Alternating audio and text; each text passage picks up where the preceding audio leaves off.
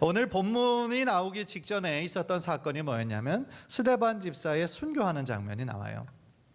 스데반 집사는 기독교 역사상 최초의 순교자였습니다. 그리고 그 사건을 통하여, 그의 죽음을 통하여 많은 사람들에게, 그 자리에 있던 사울이라는 사람, 나중에 바울 되는 그 사람에게 뿐만 아니라 그 주변에 있던 사람들에게 많은 도전을 주는 그런 죽음이었어요. 그런데 우리는 그 장면이 있는 다음에 뭔가 폭발적인 부흥이 일어나거나, 아니면 정말 그 자리에서 사울의 죽음을 당연하게 여기고 그 스데반에게 돌을 던져서 죽였던 그 사람들에게 왜 너희가 이렇게 했느냐, 하나님이 막 진동하는 어떤 지진을 주시거나 뭐 그들에게 어떤 깨달음을 주시거나 아니면 어떤 놀라운 일들이 있었으면 참 좋았겠다라는 생각을 하지만 참 그런 일은 일어나지 않았어요. 오히려 아이러니하게도 스데반 집사가 순교한 이후에 본격적인 핍박이 시작됐어요. 교회를 향한 핍박이 얼마나 거셌든지 예루살렘 교회의 수많은 크리스찬들이 흩어지게 된 거예요. 자신의 집을 떠나고 교회를 떠나고 각 지역으로 흩어지게 되었던 것입니다. 여러분, 이런 현상을 여러분이 이해할 수가 있겠습니까? 그들의 삶의 뿌리고 삶의 전부라고 할 수 있는 자신의 집과 교회를 떠나서 흩어져야 되는 그들의 심정은 얼마나 아프고 얼마나 힘들었겠어요. 그러나 여러분, 하나님의 시각에서는요, 절대로 이유 없는 고난은 없는 거예요. 인간의 시각에서 볼 때는 하나님이 왜 그렇게 하셨나 도저히 이해하지 못하지만, 하나님 중심에서 그 일을 해석해 볼 때 우리는 그 뜻을 어렴풋이 깨닫게 된다라는 거죠. 그렇다면 이 교회에 흩어지는 사건을 통하여서 하나님의 그 선한 뜻이 무엇일까? 무엇보다도 이 말씀을 통하여서 우리가 첫 번째로 제가 강조하고 싶은 것은, 우리의 눈에 보이는 고난을 넘어서 하나님의 뜻에 집중해야 된다라는 거예요. 여러분, 물론 이것이 참 말로는 쉬울지 모르지만 현실적으로는 어렵지 않죠. 왜냐하면 고난이 닥쳐서 지금 우리가 고난 속에 있는데 어떻게 그것을 넘어설 수가 있겠어요? 이 상황도 어떻게 해야 될지 몰라 허덕이고 있는데 어떻게 그것을 넘어설 수가 있겠어요? 그러나 그럼에도 불구하고 그 고난 속에만 함몰되지 말고 그 고난을 넘어서야 하는 이유는, 그래야만 우리가 하나님의 선한 뜻을 발견할 수 있기 때문에 그런 거예요. 여러분, 오늘 본문 1절을 보십시오. 그날에 예루살렘에 있는 교회에 큰 박해가 있어 사도 외에는 다 유대와 사마리아 모든 땅으로 흩어지니라 그랬어요. 스데반이 순교하던 바로 그날입니다. 큰 박해가 있었어요. 아마도 이 박해는 로마의 박해라기보다는, 로마의 박해는 조금 더 그 이후에 본격적으로 시작이 되고요, 이때는 유대교에 의한 박해였을 가능성이 큽니다. 그래서 그 핍박으로 인해 예루살렘 교회 성도들이 다 흩어지게 되었어요. 그런데 여기서 이 구절에서 우리가 유심히 살펴보아야 되는 것은, 그 흩어졌던 성도들이 어디로 갔느냐 하는 거예요. 다 유대와 사마리아 모든 땅으로 흩어지니라 그랬습니다. 사마리아와 모든 땅으로 흩어졌다 그랬어요. 여러분, 혹시 사도행전 1장 8절에 예수님께서 제자들에게 하셨던 그 유언과 같은 말씀을 기억하십니까? 사도행전 1장 8절에 주님께서 이렇게 말씀하셨거든요. 우리 한번 다 함께 읽읍시다. 시작. 오직 성령이 너희에게 임하시면 너희가 권능을 받고 예루살렘과 온 유대와 사마리아와 땅끝까지 이르러 내 증인이 되리라 하시니라. 아멘. 아마도 예루살렘 교회를 이루고 있던 많은 성도들이 이 예수님의 말씀을 기억하고 있었을 거예요. 왜냐하면 굉장히 중요한 말씀이니까. 이 말씀 그대로 성령이 그들에게 임했습니다. 권능을 받았습니다. 겁쟁이였던 예수님의 제자들이 다 부활의 증인이 되었습니다. 베드로가 설교할 때에 3,000명이 돌아오고 5,000명이 돌아오는, 그래서 날마다 구원의 사람을 하나님께서 더하게 하셨다라고 증거하셨습니다. 그래서 예루살렘 교회에 점점 더 많은 사람들이 모이게 된 겁니다. 그런데 문제는 뭐였냐? 예수님의 이 명령을 반만 이행하고 있었다라는 거죠. 주님의 명령에 예루살렘과 온 유대와 사마리아와 땅끝까지 이르러 복음을 전하라고 그랬는데, 지금 그들은 어디에만 머물러 있는 거예요? 예루살렘에만 머물러 있었던 거예요. 그냥 성도들과 함께 예배드리고 말씀드리고 교제하는 것이 너무 좋아서 예루살렘 성 밖으로 떠날 생각을 하지 않고 있었던 거예요. 그런데 이게 그들을 우리가 왜 그랬느냐? 책망할 것이 아니라 우리도 그런 상황에 있었으면 똑같이 그랬을 거예요. 왜냐하면 우리들의 마음에 어떤 마음이 있습니까? 현실 안에서 평안함 속에서 그저 앉아있고 싶은 마음이 우리들 모두에게 있어요. 평안과 안정을 추구하는 본능과 같은 것이 우리들 모두에게 있어요. 그러니까 예루살렘 교인들도 아마도 하나님의 말씀을 사모하고 은혜를 사모하는 마음이 당연히 있었죠. 그런데 예루살렘을 떠나 다른 지역으로 가서 복음을 전하라는 이 예수님의 명령을 그냥 하루하루 미루기만 하고 있었다라는 것이죠. 그래서요, 하나님은 하나님의 강력한 의지로 말미암아 예루살렘 교회를 강제로 흩으신 거예요. 그리고 그 일에 하나님께서 사용하신 도구가 뭐였냐? 바로 유대교의 엄청난 핍박이었다라는 거죠. 그래서 그 핍박이 얼마나 심했든지 그 예루살렘 교회 성도들이 다 각자 흩어져서 흩어진 제자들로 하여금 뭘 한 거예요? 하나님의 복음을, 하나님의 선교를 수행하게 하려는 것이 하나님의 뜻이었다. 하나님의 숨겨진 뜻이었던 거예요. 따라서 아까 흩어졌던 사람들이 아까 1절에 나왔던 것처럼 예루살렘에서 쫓겨나서 온 유대로 사마리아와 땅끝까지 이르게 된 거예요. 그래서요, 결국 이것은 궁극적으로 무엇을 이뤘습니까? 예수님의 복음이 확장되는 놀라운 선교의 열매가 나타나기 시작했다라는 것이죠. 여러분 4절을 보세요. 4절. 그 흩어진 사람들이 두루 다니며 복음의 말씀을 전할세 그랬어요. 11장 19절 말씀을 보세요. 11장 19절. 그때의 스데반의 일로 일어난 환란으로 말미암아 흩어진 자들이 베니게와 구브로와 안디옥까지 이르러 유대인에게만 말씀을 전했다라고 했어요. 흩어진 사람들이 지금 뭘 했습니까? 슬퍼하고 탄식만 하고 있었나요? 아니에요. 그 지역에서 두루두루 다니면서 주님의 복음, 주님의 말씀을 전한 거예요. 다른 성도들과 함께 그냥 그 자리에 주저앉아서 왜 이런 고난과 핍박으로 인해 우리 믿는 자들을 다 흩으셨습니까? 슬퍼하고 낙심만 하고 있었다면 하나님의 선한 뜻을 깨닫지 못했을 거예요.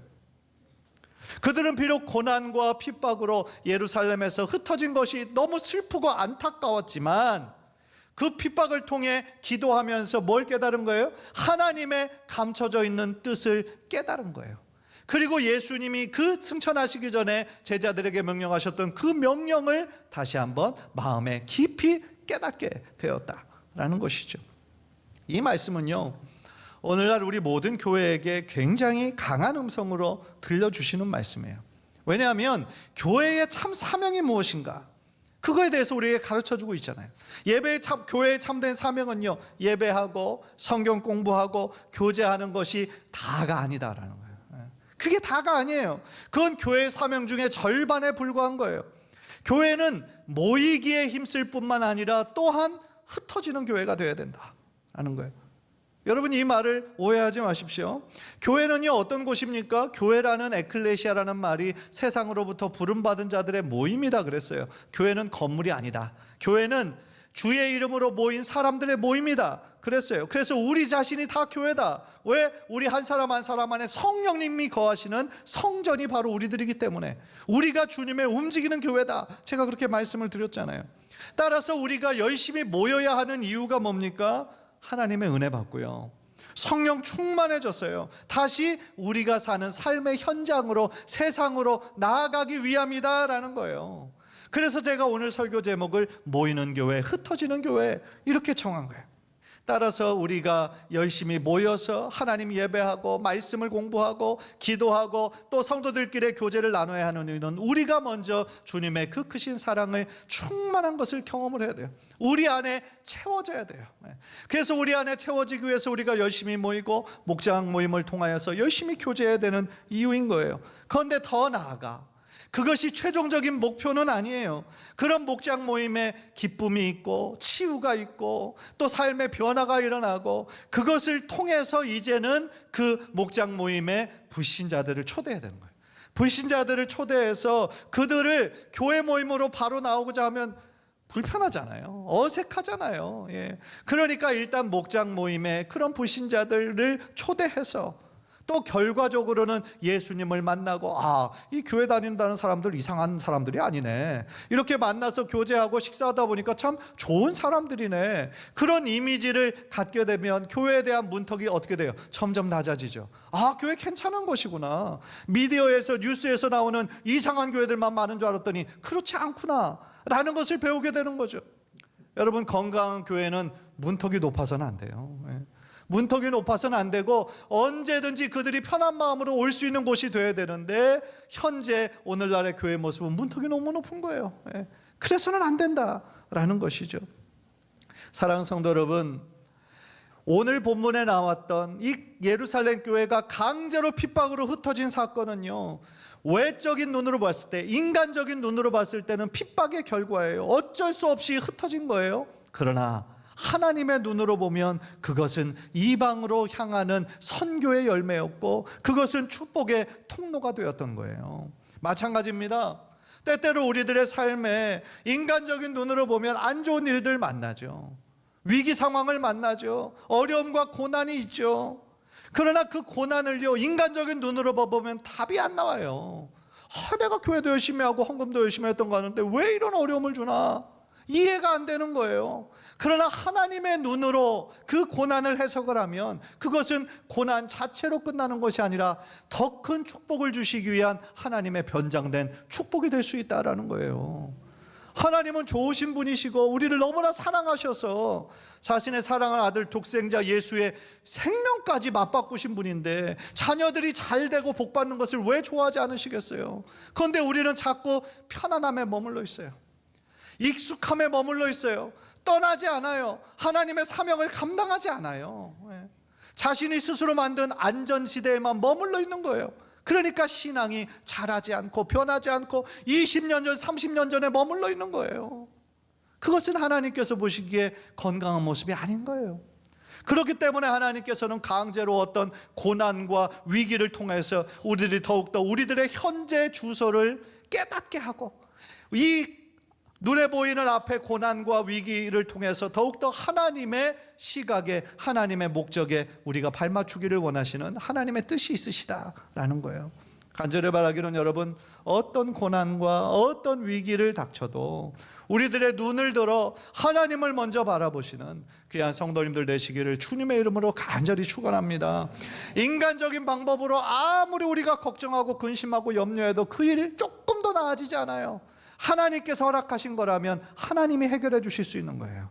따라서 우리가 어떤 상황에든지 하나님을 더욱더 의지하고 하나님의 지혜를 구하고 감당할 수 있는 능력을 구할 때 어떤 상황 속에서도 하나님의 내 삶의 주인 되심을 더 깊게 체험하는 은혜의 시간들이 되시기를 주님의 이름으로 간절히 축원합니다. 두 번째로요, 오늘 본문 이 하나님께서 예루살렘에 강제로 교회를 흩으시는 이 사건을 통해서 우리가 깨닫게 되는 건요, 성령님의 인도하심에 매 순간마다 순종해야 되는구나 라는 것을 깨달아요. 방금 우리가 살펴본 것처럼 하나님은요, 고난이라는, 핍박이라는 도구를 통해서 우리를 흔드시는 거예요. 평안함에만, 익숙함에만 거주하기를 즐겨하는 우리들을 흔드시는 거예요. 고난을 통해서, 핍박을 통해서. 그래서 우리 안에 편안함에 그냥 그 자리에 머물러 있으려고는 우리를 흔들어 놓으시고, 현실과 상황만을 바라보고 있는 우리들의 시선을 자꾸 하나님께로 향하기로 하나님은 만드시는 거예요.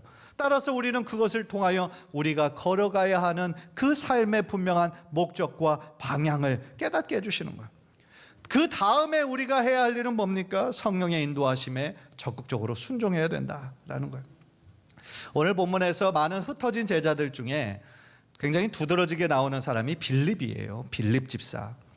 빌립 집사는요, 스데반 집사와 마찬가지로 그 사도행전 6장에서 세워졌던 7 집사 중에 한 사람이었죠.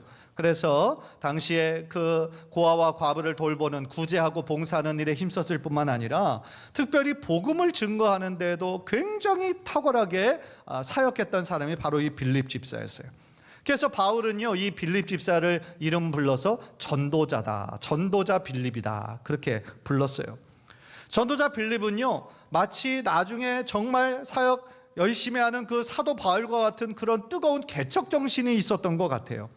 그래서 그는요, 성령님의 그 민감한 그 음성에 따라 믿음으로 결단하며 순종하는 사람이었던 거죠.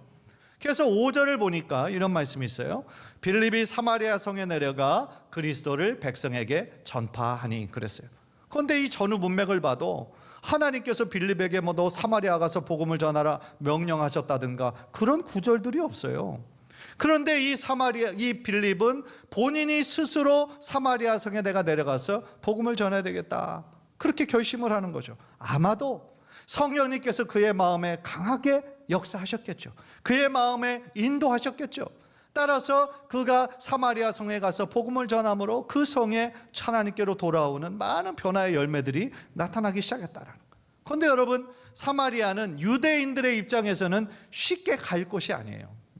여러분들 아시는 분들은 다 아시죠? 그러니까 북이스라엘과 남유다로 갈라진 이후에 북이스라엘이 아수르라고 하는 대제국에 의해서 멸망을 당해요.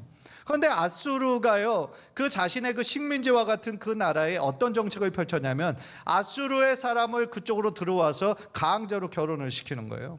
강제로 결혼하면 혼혈민족이 되는 거죠. 그래서 유대인들이 자신들만이 가지고 있었던 하나님의 어떤 선민의식, 유대인들의 정체성을 어떻게 하는 거예요? 정체성을 다 훼손시키는 거예요. 그러니까 순수 유대인들의 입장에서 봤을 때 이제 사마리아인들은 어떤 사람들이에요? 순수 유대인들이 아니에요. 자신들이 봤을 때 구원이 없는 이방인들과 피가 섞인 민족이에요. 그러니까 자신들의 관점에서 봤을 때는 더러운 민족, 불결한 민족이에요.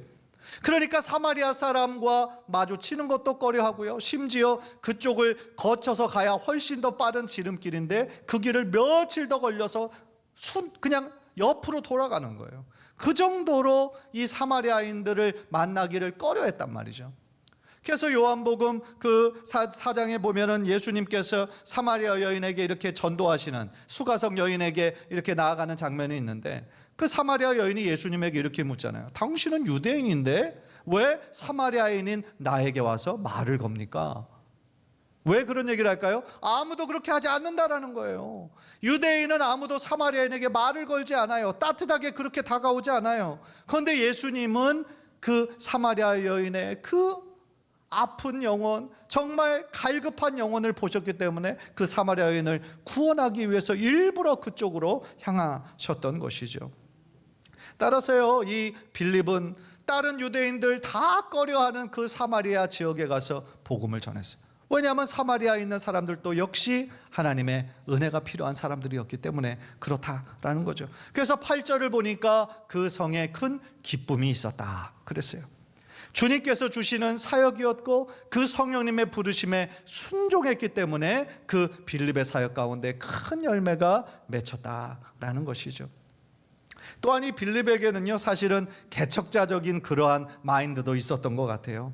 왜냐하면 사마리아 지역뿐만 아니라 또 뒷부분 보면, 사도행전 뒷부분을 보면 에디오피아 네시, 굉장히 높은 지위에 있는 마치 재정부 장관 같은 에디오파의 네시에게도 복음을 전하고 또 그가 그에게 세례를 베푸는 장면도 나오죠. 그러니까 이 빌립은 순간순간 성령님의 인도하심에 순종하였기 때문에 그냥 정통 유대인들의 입장에서 봤을 때는 꺼리게 되는 다른 민족, 이방인들에게도 거침없이 나아가 하나님의 복음을 전하는 그런 사람이었다라는 거죠. 생각해 보면은요, 하나님께서 우리 기질을 가장 잘 아세요. 왜냐하면 하나님께서 우리를 창조하신 분이시잖아요.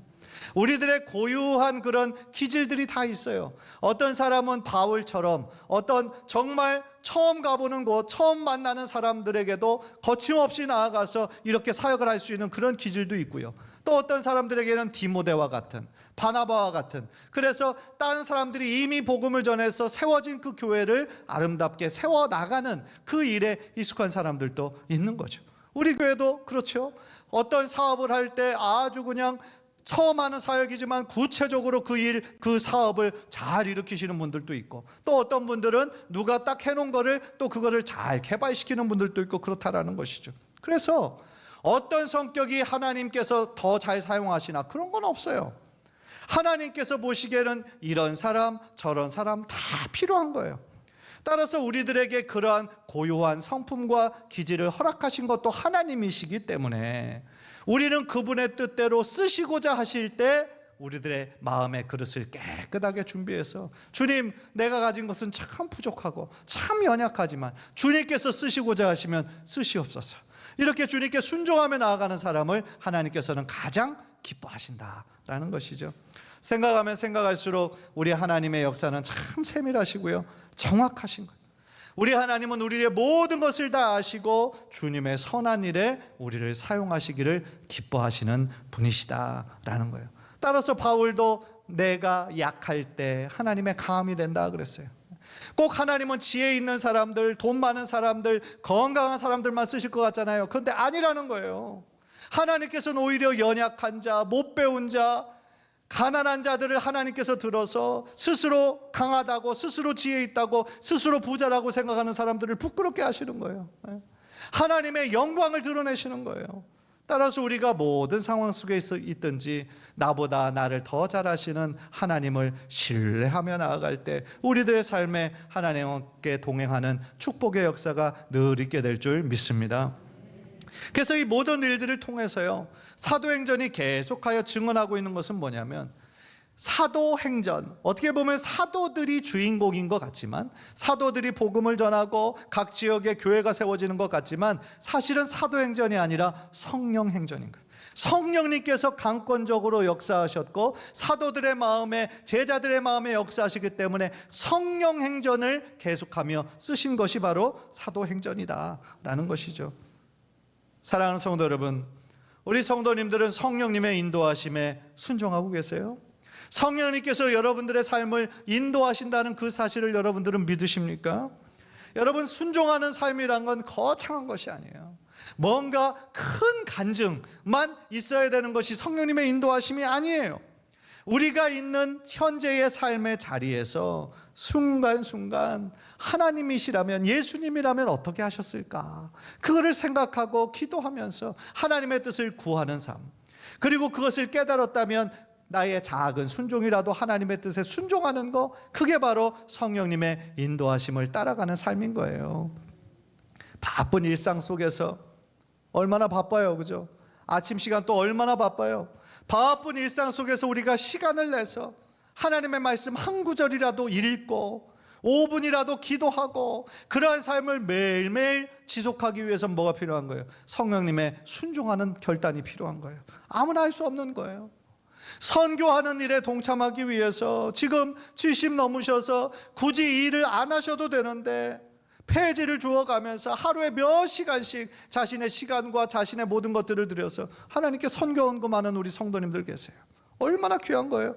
누가 해라고 해서 하는 것도 아니고 강요도 아니고 그저 성령님이 감동을 주셔서 내 하는 이 일을 통하여서 선교하는 일에 쓰임받았으면 좋겠다, 하나님의 감동을 주셔서 그렇게 하시는, 순종하시는 그런 분들도 계세요. 믿지 않는 남편, 믿음이 너무너무 작고 연약한 남편을 교회로 조금이라도 좀 인도하시기 위해서 그냥 부부관계 속에서 화날 만한 상황이지만 꼭 참고 사랑과 인내로 그 남편을 섬기는 거, 그것도 성령님의 역사에 순종하는 거예요. 거창한 게 아니에요. 여러분은 여러분의 삶 가운데 이 성령 행전에 어떻게 쓰이고 계십니까? 감히 나 같은 사람이 어떻게 그렇게 생각하면 안 된다라는 거죠. 우리 안에 우리가 예수 그리스도를 나의 구원자로 믿고 고백하는 그 순간부터 성령님께서 여러분들의 마음에 내주하셔서 여러분의 삶과 동행하는 신다는 사실을 믿으시기를 바랍니다. 눈에 보이진 않는다 할지라도 믿음으로 우리가 확신할 때 성령님께서 여러분의 삶을 더욱더 구체적으로 인도해 주실 줄 믿습니다. 따라서요, 사도행전은 28장으로 딱 끝나죠. 그러나 사도행전의 29장은 저와 여러분 같은 이 믿음의 사람들을 통하여서 성령님의 순간순간적인 그 뜻에 민감하게 반응하고 순종하는 사람들을 통하여서 이 성령의 역사는 지금도 계속되고 있는 줄 믿습니다. 간절히 바라기는 우리들의 삶을 인도하시는, 구체적으로 인도하시는 성령님의 인도하심에 매 순간마다 순종해서 어떠한 일이든지 어떠한 자리든지 하나님의 그 일에 귀하게 쓰임받으시는 우리 성도님들 모두 되시기를 주님의 이름으로 간절히 축원합니다.